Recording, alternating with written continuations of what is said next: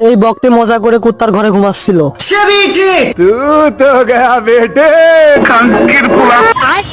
मालूम है तेरे बाप को मत सिखा चल। তা আসে আর বককে।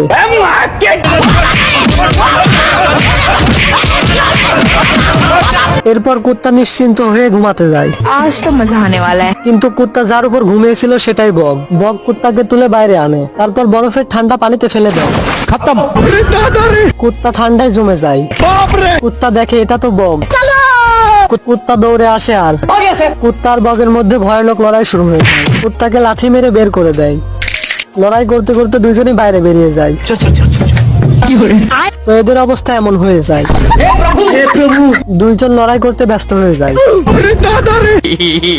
তখনই সূর্য ওঠে আর গরম বাড়তে থাকে। হঠাৎ করে গরম এত বাড়ে যে টেম্পারেচার হাই হয়ে যায়। কিন্তু হারামি বক কুত্তাকে ঘরের মধ্যে বন্ধ করে দেয়। কিন্তু কুত্তা চালাকি করে পানির মধ্যে চলে আসে। मौसम तो ऐसा लग रहा है दिल गार्डन गार्डन हो रहा है।